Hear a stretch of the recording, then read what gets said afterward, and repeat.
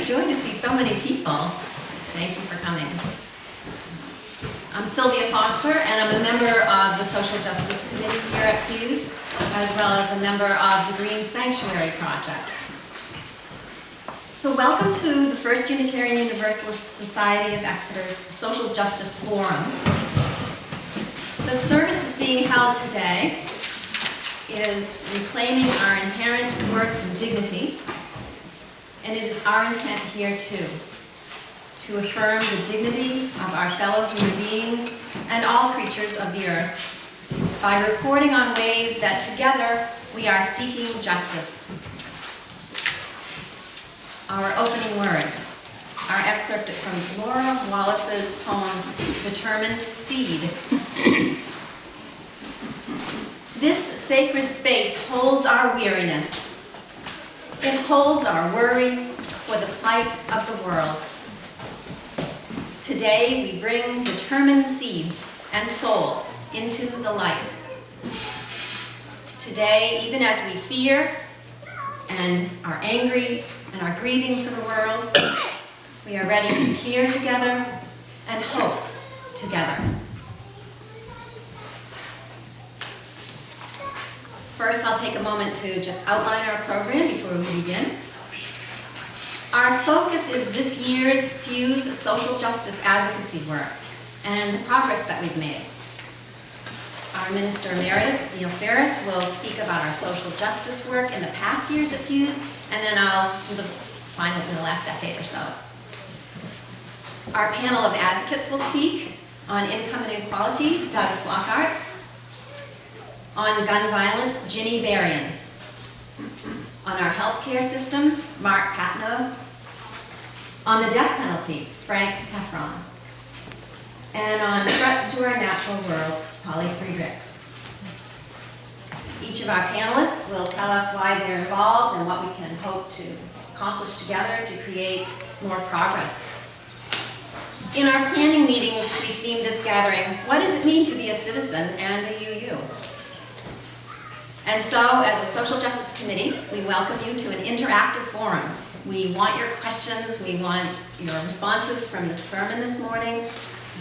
It would be great to hear your responses to Reverend Kendra Ford's words and as assisted by Patnaude. This service for Social Justice Sunday asked us to consider the effects of income inequality on our society. And so our panelists will connect their issue to income inequality in honor of our first UU principle, to affirm the dignity of our fellow humans through the creation of just policies, systems, and practices. The sermon will be available on the website, FUUSE Exeter. So we just go to worship services and then click on audio and you'll find the service. And I think that's about May 2nd. It will be posted by then. So I'm here to just keep us on track for time. And so thank you to each of you to bring your questions after each speaker has spent about 5 minutes on their area of concern. And then we'll open it up to all of you. If you speak loudly enough and into this microphone, we will hear your questions. And we'll be grateful to Herb Moyer for doing the taping today. So let's get started by hearing our history. Welcome to Neal Ferris. Well, it's great to be here. It's been nearly 24 years since I began my ministry here, and nearly 14 since I became your minister emeritus. It's been very interesting to me to discover that when Sylvia asked me to speak about our history and social responsibility, how little I was able to remember at first, and then how much came to mind as I spoke with several of our members, and also a lot more just popped into my mind from somewhere. When I was active here, we did a lot of service, social service, and when considering what action projects to undertake, we found again and again that some of our members, well, most of our members, were already involved, very much involved as individuals, leaving us to wonder what we as a group should do. We spent a lot of time just trying to figure that one out. Now what we did, first of all, under the religious education leadership of Lori Lucidian and then Vandy Duffy, first of all, we did a lot of learning, not just with the young people, but with us older folks, whether through sermons or religious education programs for all ages. And this learning led to various forms of service or action, including, I'll tick some off here, homeless vigils downtown. There were community events that we were involved with. Collecting clothing for the homeless. The mitten tree at Christmas. Yearly support of UNICEF and of our UUSC service committee through the Guest at Your Table program. We had programs on bullying. We had Earth Day projects such as leaf raking and picking up trash. The About Your Sexualities course had a segment on getting to know GLBT people who were invited to come and meet with them. Learning sign language as a part of Disability Awareness Month. And our participation in protesting the Ku Klux Klan activities in Exeter during those days. The young people were also involved with bat conservation projects, as well as river cleanup and reading to the elderly. Our church hosted the Head Start here in this space for several years, as well as the AA meetings that are ongoing. I was on the original board of the New Outlook Teen Center, which is also ongoing. Our church continued supporting the Crossroads House and a safe place through the Christmas Eve offerings, and that of course has continued, as well as a big presence with the local crop walk, which has also continued. A lot of donating to the local food pantry, giving clothing, furniture, and welcome to your new home kits to women who were leaving a safe place. I seem to recall concerts that Bob Moore arranged for, Bob, where are you? Yeah. Did you arrange concerts to raise money for social justice in those days? Sometimes they were fundraisers, sometimes they were just for the sake of music and expanding our presence in the community. Right, yeah. Sure. Also, a FUUSE attendance at peace vigils that developed as peace anti-war activities became more relevant. Donna Slotman and others have been very active, of course, concerning women's reproductive rights, for which Donna won the statewide Susan B. Anthony Award. And that's something that makes us all proud. Those are just some of the things that I remember and have been brought to my attention. I want now to ask any of you who remember more to add what you think is relevant concerning our social service and or action projects during the last 24 years or so. Thank you, Neal. So let's look at the last decade and a half almost. And again, we invite your emails or postings below the video that will be online to add to this archive. It's really impressive. As I was also asking people, I was so proud. I think I've done a lot, and here goes. So in the last 14 years, we've become accredited as opening and affirming congregation for people who identify as gay, lesbian, bisexual, and transgender. We also worked on becoming accredited as a green sanctuary. Both are UUA-based projects. We've held anti-war film series, rallies, protests. We've sponsored a forum on the war in Iraq and on the war in Afghanistan. Over the years, there's been much dedication to weekly peace witnessing at Exeter Town Hall. We've held regular Wednesday night vigils on anti-gun violence. We've held regular hostings of homeless families in the Families First program as it rotates from this church to others. I know a lot of people spend all night, and it's such a dedicated group. I'm so grateful to you. We made an inquiry at Exeter Town Hall of properties that had liens because of unpaid taxes. A disproportionate number of those were homeowners in mobile home parks, and they were threatened with town takeover of their property.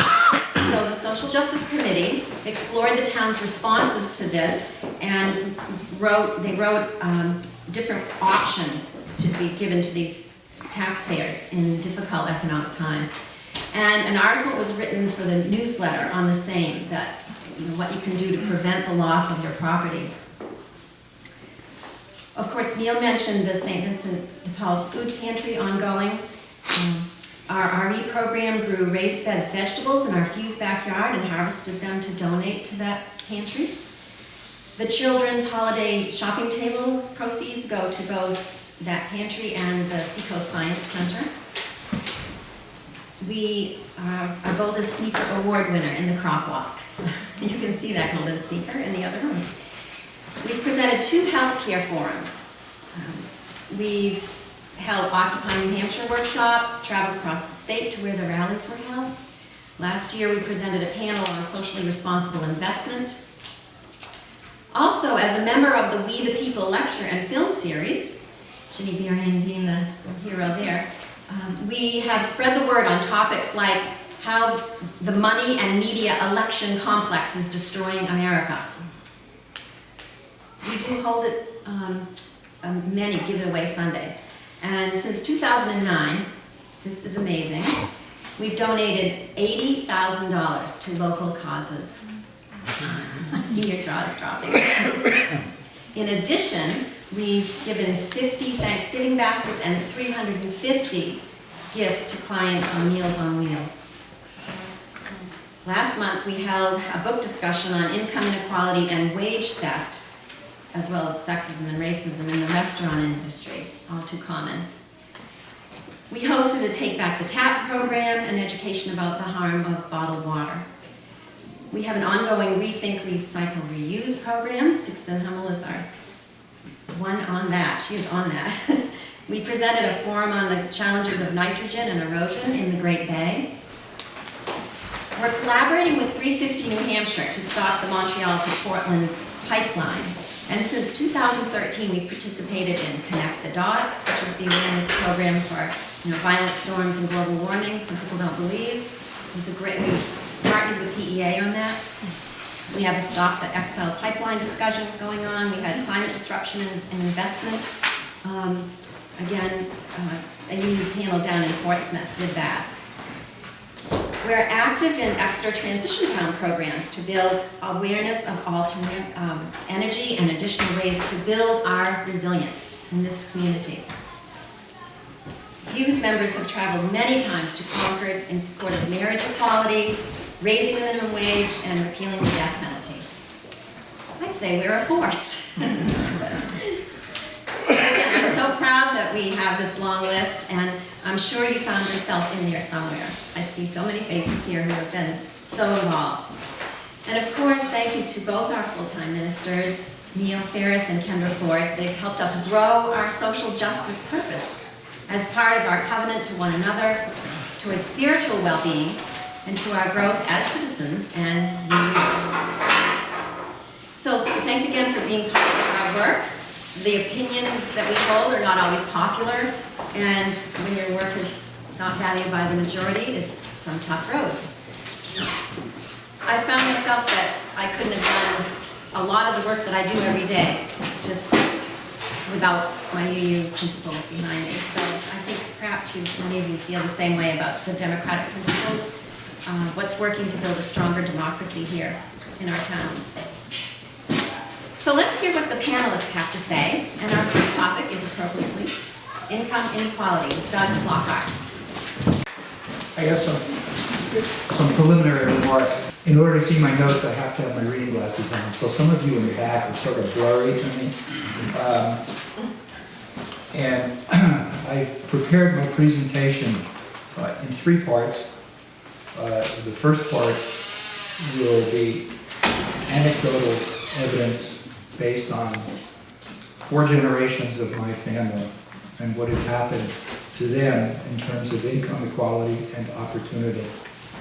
I have a demographer friend who says that anecdotal evidence is useless, but I don't agree with him all the time.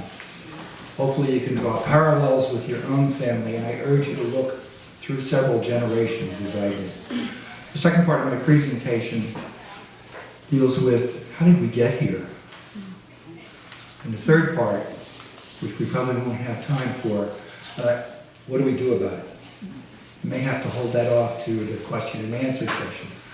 Some of the things that I have to say in terms of what do we do about it, hopefully will be hard-hitting and will offend some of you, which is my intention, because I have some pretty strong feelings about how we should spend our time and our resources. Also, as I progress through those 3 sections, it's going to get more and more political. I think that's a necessity. I will try very hard, except in historical context, not to make references to either of the 2 major parties. Truth in advertising, I was raised in a Republican household. I've worked in Republican campaigns. I'm currently a registered Democrat, but as time goes on, I think of myself more and more as a progressive. Oh yes, one last thing. My wife warned me, when I get on a soapbox, which isn't very often, I get excited and I start to shout, and then nobody listens to what I'm actually saying. So if I get that way, people in the back just kind of wave your hands. Okay, here we go. First part. My father was the youngest of 3 brothers. They worked in a family foundry owned by one of his uncles. The oldest brother went to engineering school, became an engineer, became ultimately the first city manager in the country, and was on the cover of Time magazine. My father did not finish high school. He had to go to work as an apprentice at the age of 15. Now somebody who's good with math, tell me, what year was my father born? Right, 1904. He was 15 in 1929. The Great Depression was disaster for my father's family. So he went to work as an apprentice in a machine shop. He worked in the same company for his entire life, and he ended up owning the company. When I was 5 years old, we left our tenement, and it was a tenement, I've seen the pictures, in Newark, and moved to the suburbs. My mother never had to work. Never. I got a good education. I got to go to an engineering school in Newark, which was supported by the state of New Jersey, the city of Newark, and get this, local industry, what a concept. My education cost $250 a year. Because I was an engineer, I was able to work in the summers for engineering companies and spend another 4 years in my college education to put myself through Columbia University School of Architecture. It cost a little more than $250. $2,000.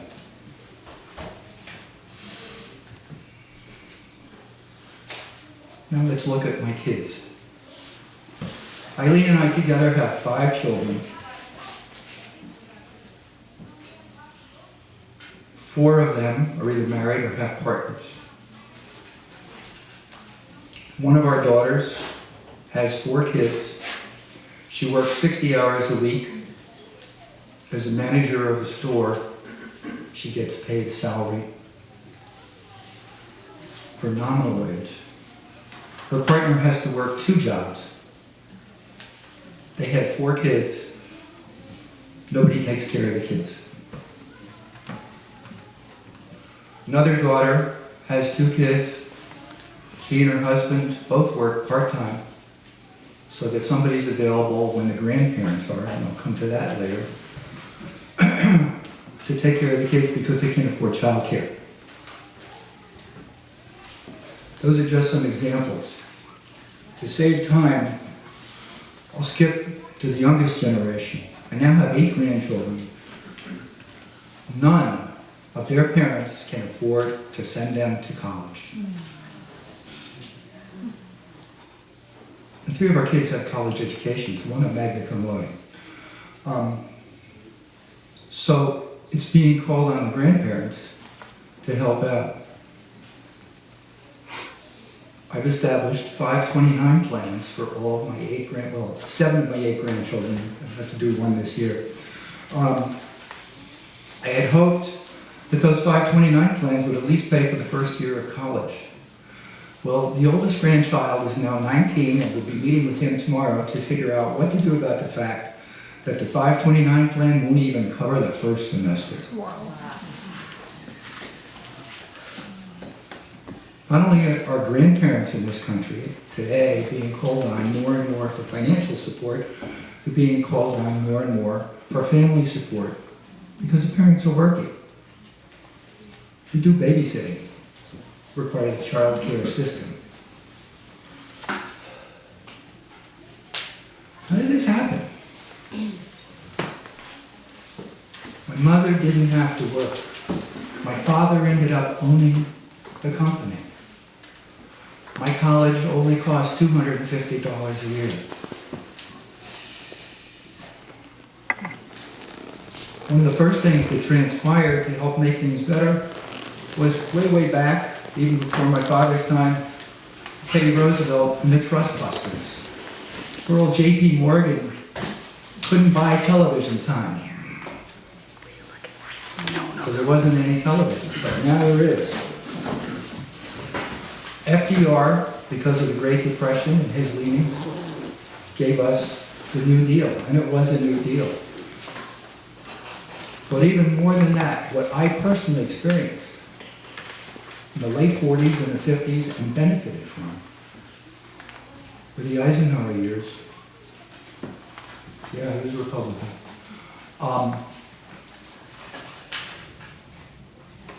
We built the interstate highway system. We put a lot of people to work. The government invested in infrastructure and it invested in jobs. Did the country go broke? No, it boomed. And here's an even better one. And this is the one that I have to be careful not to really jump on the soapbox, okay? Between the end of the Second World War and 10 years later, the government put 2.2 million people through college. The government put 6.6 million people through vocational training programs. I won't even talk about help with mortgages for GIs and stuff like that. Just education. Okay, so that's almost 9 million. Is that my time? 1 minute. 1 minute warning, okay. Oh boy, I'm in a lot of trouble.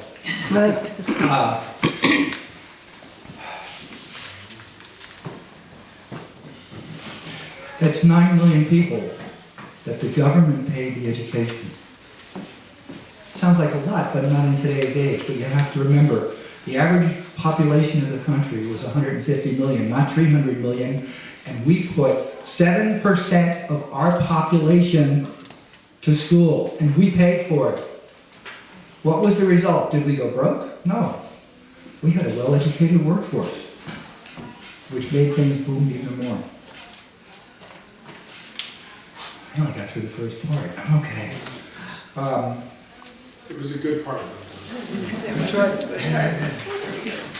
I haven't talked about how this happened, man, okay? Totally. This is important. I'm going to really cut to the chase. I think our democracy is in grave peril. Mark and I were debating before whether it was already too late. I think we have 2 to 4 years left to save our democracy. Everybody's heard of the Koch brothers. Everybody has heard about how we are becoming an oligarchy instead of a democracy. It's here. Hopefully it's not too late. But I personally believe this is our last chance to do something about it. And I'll have a lot to say in the Q&A. So I'll stop and let the next speaker go on. But as I realize now, 5 minutes is not much time to talk about big issues, but we'll see what I can do. Okay. I'm speaking on gun violence. I want to recall briefly some of the big gun violence events in our country. Look at FUUSE's response to gun violence, beginning with Kendra's sermon, going upstream, and the Social Justice Committee focusing, some of us, on the issue of gun violence. Then doing some problem solving, and then what have been the results of our efforts? And then what can we do to help with this problem? So since the Sandy Hook killings, we've become acutely aware over and over and over again about the powers of guns in the hands of people who are wishing to do harm to others, and how inevitably it leads to death or serious injury of adults as well as precious children that lose their lives much too soon.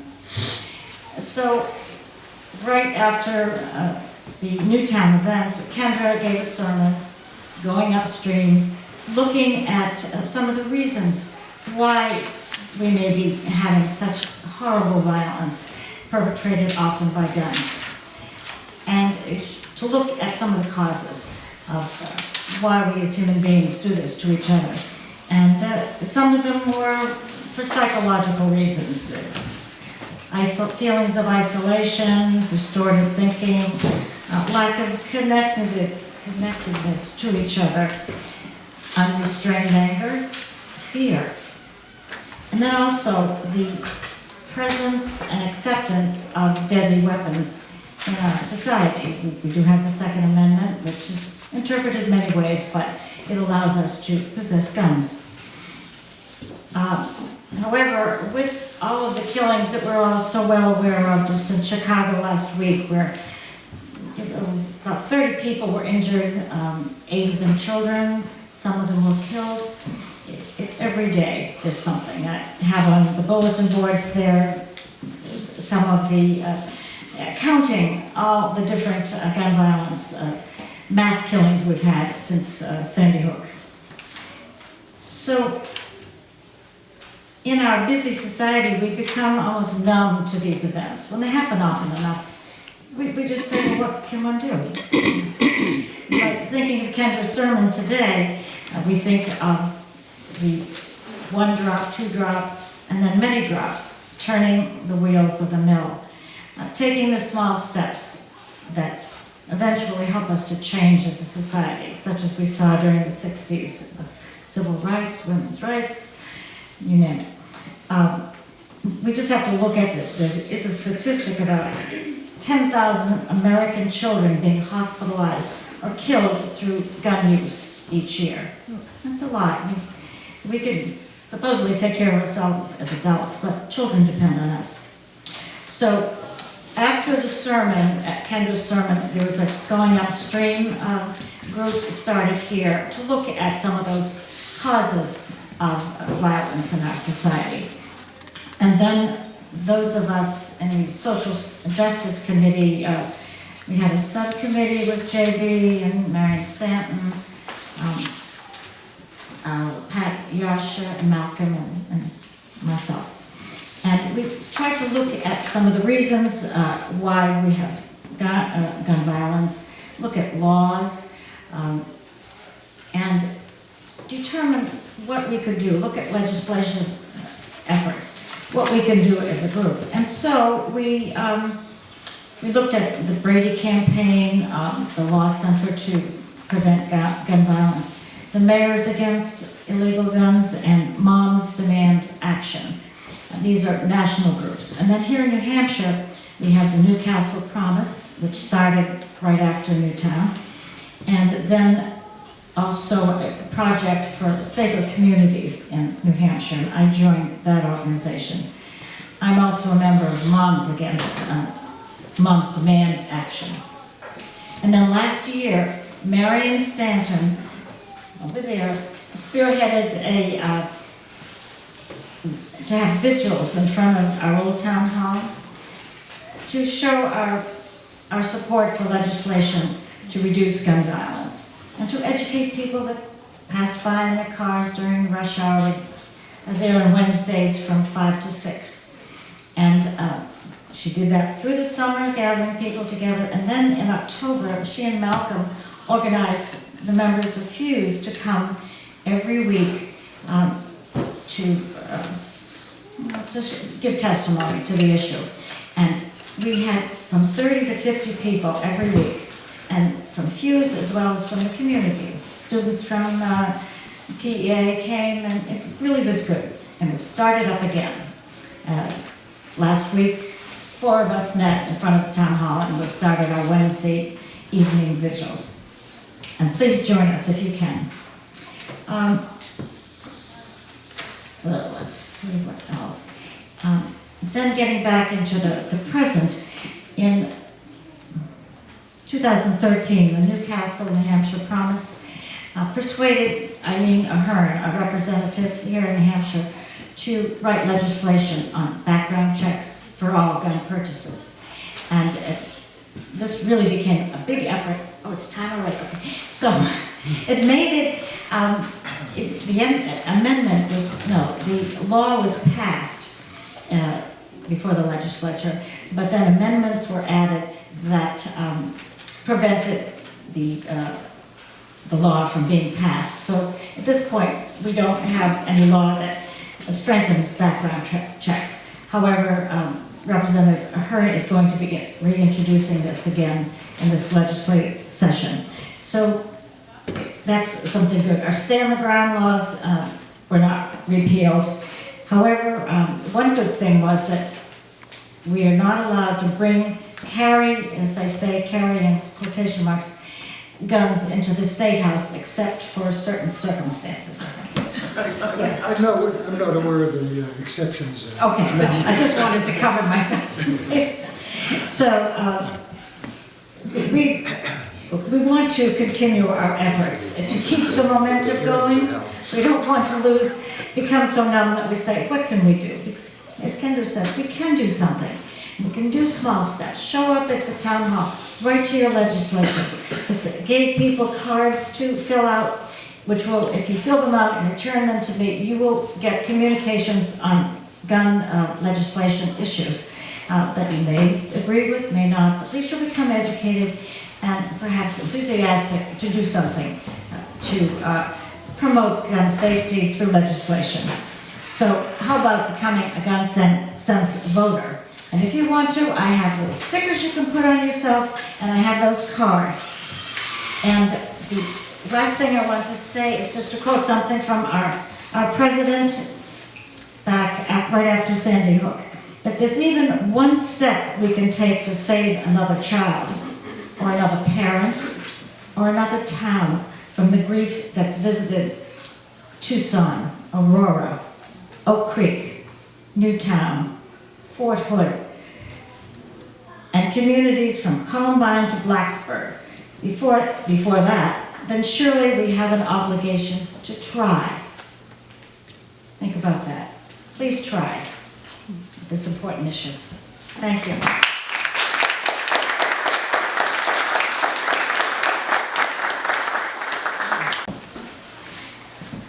I have a question.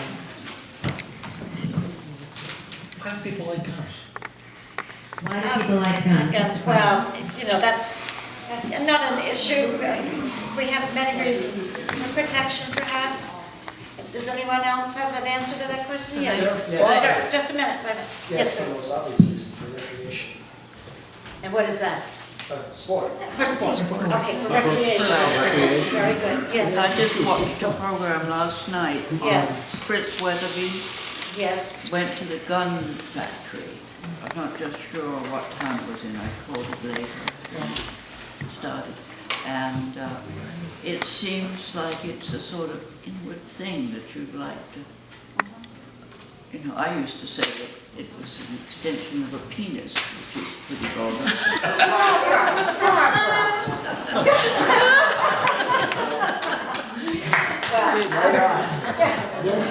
Yes, Donna?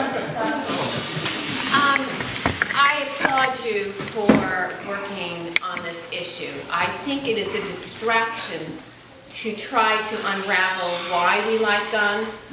I grew up with grandfathers and uncles who taught me how to shoot, and we did some hunting. I don't think that's the conversation that we need to have, because we have a large population who do enjoy the sport of guns, and we have a large population who feel the need to own them for self-protection. I think that the focus needs to be on when we cross that line of personal responsibility and personal enjoyment into violence. That's really where the other is a distraction, and the other is the reason why we could not get the legislation we wanted to get through on background checks. Because the bill was flawed in its drafting because it crossed over and it disrupted people's enjoyment of hunting with a friend and exchanging their weapons and trying different ones. So I think that we need to be careful, those of us that are concerned about the violence, that we not step on the fact that there are a lot of us who in different times of their life, and even now, just really love having guns. That's right. And I think the big thing is to find common ground. Yes. Yes. And I think we can do that. Thank you. And now, Mark Patnaude. Okay. Great job here. My plan for my presentation on healthcare was to stress 2 points and then open it up to discussion. The 2 points are this country is an outlier country.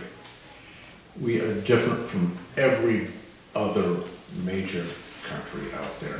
We don't provide healthcare to everybody. And we spend about an extra $1 trillion a year doing it.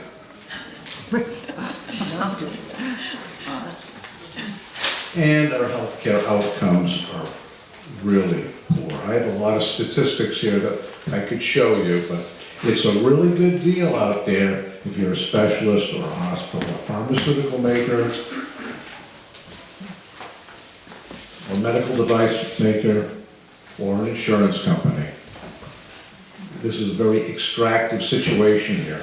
And this is not related just to healthcare. The amount of extra money that goes to healthcare takes away money from everybody else. I know a family who makes $200,000 a year and they don't have enough money to educate their kids. And they have nothing in their 401k because they blow all the money. It's not in the best interest of major factions in this country to have a healthcare system that makes sense. And we hear a lot about single payer. That's one solution. Look at all the European countries. They have different solutions, but they've all solved the problems because they know what the units of the problem are. The units are cover everybody and do it within a budget. Solve your problem according to those constraints. You back into it. You reverse engineer the problem. We don't do that here.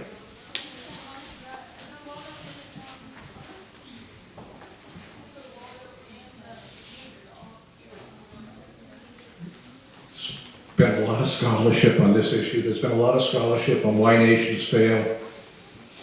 Recent book out now on Capital in the 21st Century by Thomas Piketty. I don't know if anyone's heard it, read it, heard about it.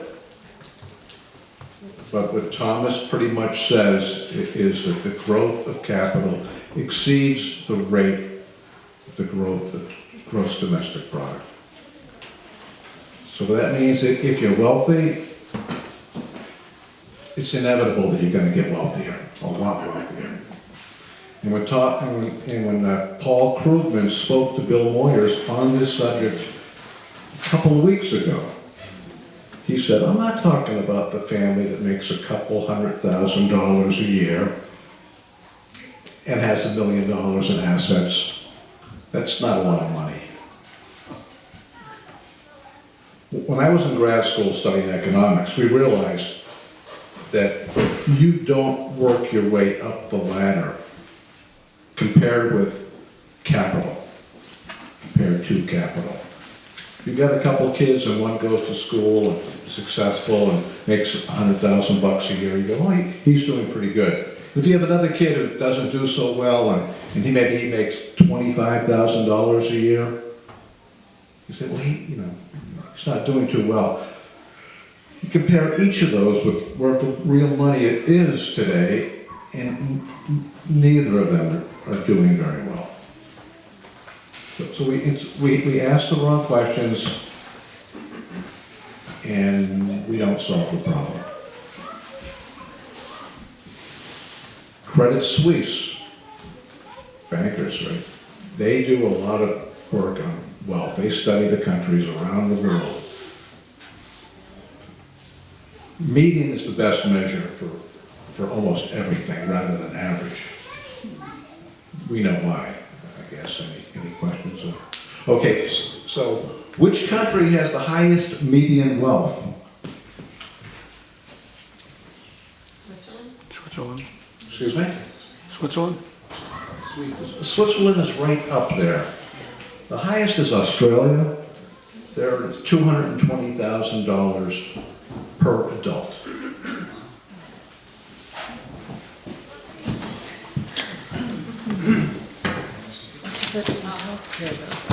I'm not done. I'm not letting you in. Excuse me? I got a minute? Okay. Luxembourg, Belgium, France, Italy, blah, blah. Of the top 27 countries, the United States ranks 27th. There's a technical word for this. It's called port. What is that? Port. We're getting screwed. Port, yeah. It's all about extraction. If we were as smart, so the average GDP spent per year on health care is 9.3% if you look at advanced economies, and their outcomes are much better than they cover everybody. Even the countries that that spend more spend in the 11s. If we spent 12% of GDP, we'd save $1 trillion a year, and we'd save 100,000 deaths a year. So essentially what we have are folks getting capital punishment because they're poor. They didn't do anything to anybody. They just have a crummy job. They don't have health care. 2 million bankruptcies a year due to health care. So this is not working. Questions? Questions for Mark? Donna? Could you talk about the GDP a little bit more because I thought you started out saying that we're a country that actually spends a huge amount of money on healthcare, but we don't actually cover everybody. That is correct. We spend 17.7% of gross domestic product, about $3 billion a year, $3 trillion a year of gross domestic product. There's only so much money to spend. So because we spend it on that, we don't spend it on other things. What you need are, in places, the experience of, say, the entire world is the government comes in and controls prices. Markets don't work for healthcare. When it's your money or your life situation, it just doesn't work. So we spend too much. People have unilateral pricing prerogatives. We spend more on everything for healthcare. Now, there's been a lot of books on it. There's been movies on it. Time magazine dedicated a article on it, an issue on it, the bitter pill. New York Times is running a series, Pain Till It Hurts. But it's not for lack of knowledge that we have what we have. It's because the system has been captured. And this isn't unique to the United States, it's the history of the world. This happens over and over and over again. So what are you proposing as part of the panel on healthcare for use for us here? And, you know, what should we be striving towards? I mean, we all, I think, had high hopes that Obamacare may at least be a step in the right direction, or that's my own feeling. Not even close. We should be disabused of the notion of Obamacare. What can we do? What can we do? Yeah, how are we going to get everybody? Okay, what we should do? I don't know. I mean, what I would like to see, in my own naive way, I'd like to see this church endorse the idea of, say, single payer, but speak in terms of covering everybody and only spending so much money, and then engage other churches in the area to do the same. I believe we need institutional change. All too often, it doesn't work as an individual. Right? You need a group. You're right. You need a group. And the bigger the group, the better. And you need a lot of groups. Can I just speak to that a little bit, because I think that I agree with you, we're not there.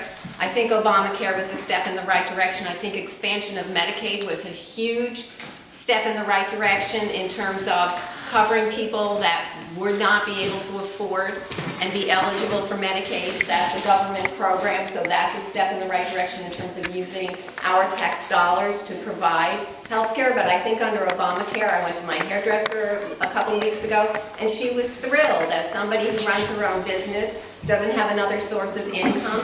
Her health care insurance went down from $700 a month to $200 a month because she only earns $40-something thousand a year. That was under Obamacare. We no longer are victim of our pre-existing conditions when we go to the private health insurance market. Our kids can stay on our health plans till they're 26 if you live in another state. New Hampshire was out in front on that when we already had passed that law. You know, there's no ceiling. So parents who have kids with disabilities are no longer threatened with losing their health care. Or anybody who has health care who gets sick is no longer threatened with their health company dropping them. So while it still is a private insurance market product that we're subject to, most of us are subject to, there are a lot of things under that law that people didn't have access to before. Is it enough? No, it was a compromise. Still, I agree with you. I think we still need a single payer option. And we need to continue to drum away with this, but we've made a little bit of progress. And I have 3 kids. I was paying their insurance premiums because none of them could afford it. My 3 kids are now on their own and covered. Wow. Mark has offered a really great handout here. Everyone has. And Mark says myths and lies about single payer. We can take one more. Marilyn? How do you take the power away from the insurance companies, the pharmaceutical companies, and the medical device companies? That, as I see it, is the biggest obstacle. They have their own vested interests, they have lobbyists, and although I support Obamacare and it's done a lot of good, it's still under the control of the insurance industry. One of the best books I've read in the last year is Why Nations Fail. Why Nations Fail. Once you understand how institutions work, then you understand it's almost impossible. Unless you get to what they call the critical juncture, you get someone special in there. Obama wasn't that person. Obamacare is Romney care. We still have the most expensive health care in the country is in Massachusetts. You still have medical bankruptcies in Massachusetts. This is the idea, we're having the wrong discussion. Oh, is it Obamacare or not Obamacare? Is it good or is it bad? Wrong discussion. As long as you have as long as you ask the wrong questions, you'll never get to the right answer.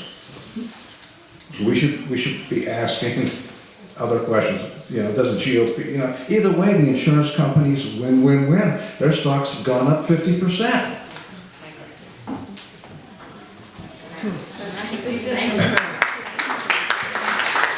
Those questions coming after the forum too. Welcome, Frank Heffron.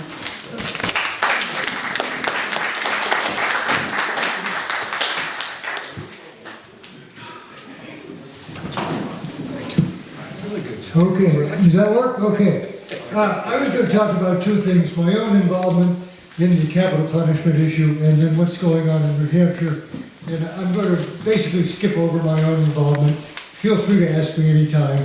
I've been concerned about the issue since adolescence. I worked on it directly, my first job out of law school. I've been active since. And now I'm fortunate to be in the legislature and I was able to cast a vote that was important just a couple of weeks ago. I want to talk about the situation in New Hampshire, the only New England state that has the death penalty, but we haven't executed anybody in 75 years, since 1939. So that's the plus side. In 2000, both houses voted to abolish the death penalty. Governor Gene Shaheen from my Democratic Party vetoed it. In 2009, the House voted to abolish it. I don't know whether Don was there at the time. Yes. Yes, okay. Governor Lynch said he would veto it, and so the Senate said, good, we don't have to vote on it. So that didn't happen. This year, there has been, especially with a strong Democratic majority in the House, we waited a year, but now in the second year of the term, it came up, it went forward. Republicans joined in large numbers, and we voted to repeal the death penalty with a large majority, more than 2-1 in the House. And it was close as anything in the Senate. We knew it was close, and it turned out could not have been closer. 12-12. That doesn't win. Ties don't count. So, conceivably, it could come up again. I think it's very unlikely. I'm supposed to tie in my talk about whatever I'm discussing with the issue of economic inequality. Well, that's not that hard. In New Hampshire, in the past few years, we've had 2 capital cases go to trial. John Brooks, a millionaire, in 2008 was convicted of capital murder for hiring 3 men to kill a handyman whom he suspected of doing something with his property. We have a rich white defendant, a poor victim. He was sentenced to life without parole. Michael Addison was convicted of killing Michael Briggs, a Manchester policeman. A poor black defendant, a white policeman victim. He was sentenced to death, now on death row. As was the case when I was working on the death penalty for rape, and at a time when only blacks, almost always, only blacks whose victims were white were getting executed for the crime of rape. As back in those days, it does not pay, or it's not good, to be black and poor, or really either one. So economic inequality, that works in with capital punishment. And just a few quick words on what to do. You know, we almost got the repeal in, but we didn't. Work on public opinion. Unfortunately, the majority of people, when they're polled in New Hampshire, still favor retention of the death penalty. So I suggest talk to your friends. The New Hampshire Coalition Against the Death Penalty is a very effective organization.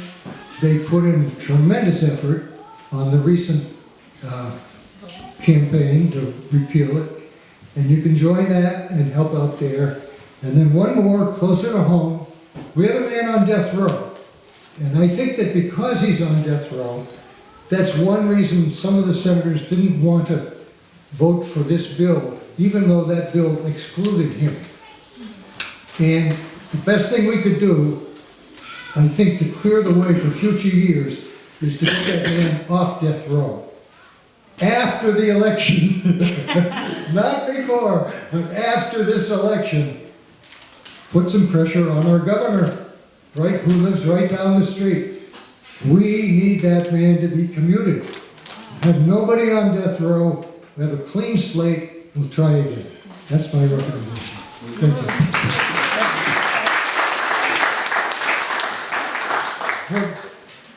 I just wanted to share with people, I had a discussion with our Senator Russell Prescott, who is an avowed Christian. He makes a real point of his moral values, and he voted against removing the death penalty, and I confronted him in front of Walgreens, and he's not even aware of the Innocence Project, where people have been found to be absolutely innocent in Illinois and other states through DNA evidence. He wasn't aware of that. Wow. So my challenge is, if he's telling me the truth, is to help educate him about how many people have been put to death wrongly. And he said his reason was, we have 12 people who make good decisions about these things. Well, obviously, lots of 12 people don't make good decisions about it.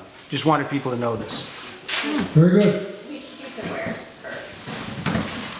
Other questions? Frank? And all of what's been said from our panelists so far, you may want to go on a TED Talk on YouTube and listen to Richard Wilkinson's expose on inequality in income and what it brings us. Among other things, more harsh punitive punishment and death penalty in places like the United States as compared to more equal societies.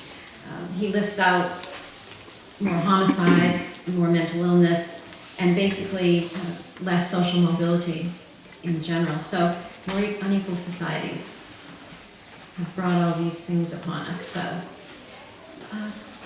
let's go on to Polly Friedrichs on the environment.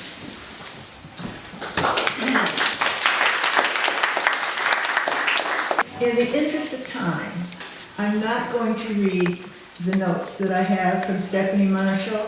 I'm hoping I can get the main points that she would like to have me get across on the topic of the environment and social inequity. The major point, I think, is that when the environment is harmed and not restored, or no attempt to make it restored, it's usually the poor, the near poor, who are the most affected. We want to have clean water and air, etc. But if you remember, anytime a river is polluted with chemicals, or chemicals are expended into the air, or any kind of severe damage to the environment, the people who live right around the place that this has occurred are definitely the poor people of our country. So it's an extreme inequity situation. Stephanie, after hearing Bill McKibben speak on the subjects of what can be done about things, decided to join the cause to stop big oil from taking our land, air, and water. She worked closely with an organization known as 350.org. I'm not going to explain to you what it is. If you are interested in it, I suggest you go online and find out about it. It is organized for the whole globe, but all over the country and state by state. And from them, she got help and encouragement and support to organize for the warrant that you know we had at the town election, which was to register the citizens' opposition to the transport of tar sands oil through New Hampshire, and then asking our local government representatives to communicate that opposition to upper-level governmental agencies and corporations. So, by working with a lot of people from FUUSE, people from PEA, people from Riverwoods, a lot of local people, and help from other parts of the state, she was able to do a number of things to get people involved. There was letters to the editor, there were meetings held to talk about it. There was standing in the cold outside of town hall to register our concern, and the warrant was passed. So that was her first goal, and the second one was to get some communication to our government officials. And that's where I have a star on her notes. As a result of this warrant and the effort of all the people working on it, last week, the New Hampshire congressional delegation, Senators Shaheen and Neal, never pronounced that right, and Representatives Custer and Shea Porter, wrote a letter to Secretary of State John Kerry requesting that there be a full presidential review for any effort to use the Portland-Montreal pipeline for tar sands oil, which is the organization we were most worried about. And this stops short of opposing it, but is significant in that it puts the State Department on notice that bipartisan support exists for close monitoring of any decisions to use the pipeline. So I think what Stephanie really wants to get across is how with cooperation and with support from every type of organization that you can turn to, there were others involved, that something can be done, and that this issue of slowing climate change and decreasing fossil fuel habits is something upon which we can continue to work. And hopefully we will actually see things change so that the environment will not be destroyed the way so many of the various activities in this country are doing it. So this is Stephanie's conclusion. Thanks to all of you who took some part, large or small, to learn something new, to help directly or indirectly with passing Article 22. Because of your support, I am more motivated, more willing to take risks and do things that may be somewhat uncomfortable for me. I invite you to push yourself to do a little more than might. It makes you feel more alive. Given the stakes we are dealing with, I thank you on behalf of the air, the water, and the creatures, including we human types, here and everywhere.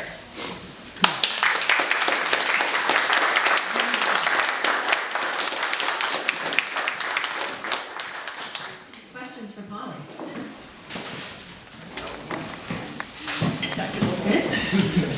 Well, before you go, we have lists of books and readings compiled by all of our wonderful speakers. You'll see 2 sign-up sheets, options to receive information, or just join us at our meetings every first Saturday of the month from 8:30 to 10. This is a clever strategic timing that leaves you the rest of the day to do your chores. So first, save the world with us, and then do your laundry. So we were careful on our carbon footprint, so we didn't make, reams of copies of all of these great handouts, but please do partake and share. I think all of you will agree, I can hear your applause, that these people were incredibly inspiring to us and bring us great hope. So thank you so much.